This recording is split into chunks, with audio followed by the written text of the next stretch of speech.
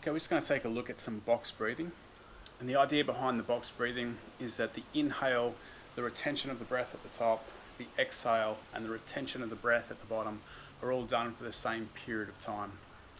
So I'm going to inhale through the nose and try and be aware of diaphragmatic breathing. So I'm going to be thinking about pushing the diaphragm down and letting the stomach expand.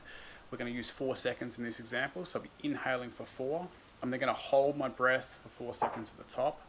I'll exhale through the mouth and I'll be thinking about drawing the diaphragm in, okay? Breathing all the way out for 4 seconds, and then the retention at the bottom again, exhale for 4 seconds. So it's going to look something a little bit like this. So full exhale.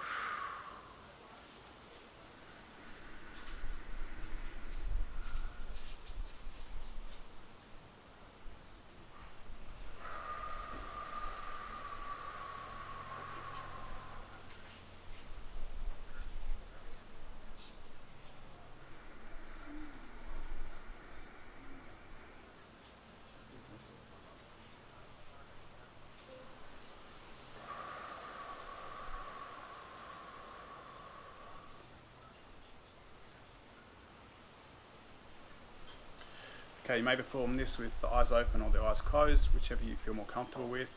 If the eyes are open, just make it a soft sort of gaze and just somewhere down in front in this position. I prefer that you sit up while you're doing this, okay, and just try to focus on the breath, as I said.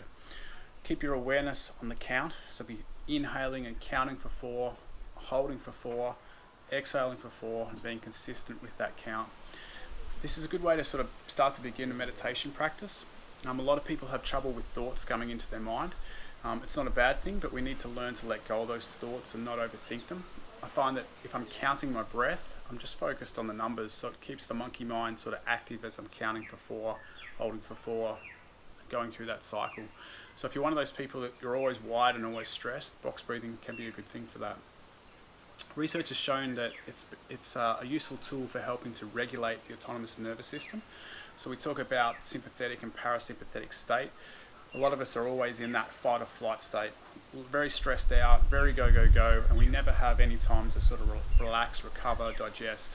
So performing the breathing before eating, okay, or performing the breathing before bed is something that's going to help with like insomnia, or it's also going to help with digestion and absorption of nutrients if we're closer to that parasympathetic state. So you can bring the breathing in before bed. Like I said, it will help you sleep, okay, or you can bring the breathing in before you'll sit down for breakfast, lunch and dinner.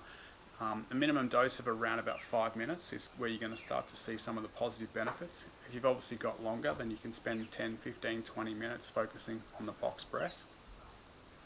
Research has also shown that it's good for people with anxiety, so very stressed out, and good to help you just feel better, so change your sort of mood, so good for people with depression as well. So try to add this into your routine. If you want to learn to manage your stress, you've got to make time to manage that stress. Make time to get out of that sympathetic state and into that parasympathetic state as much as you can. I like to put breathing at the end of my clients' training programs and my end of my own training program. So you've been very active, you're exercising, that physical stress, cortisol's going up, all the hormones are driving you to that fight or flight sort of mode. You finish your training session, as part of your cool down, implement something like box breathing. It's just going to help, again, shift you from that sympathetic state closer to the parasympathetic state, which is again going to help you speed up your recovery, which means obviously you can train harder. It's also going to obviously help you just get rid of some of that stress in your life. So try some box breathing and see how you go.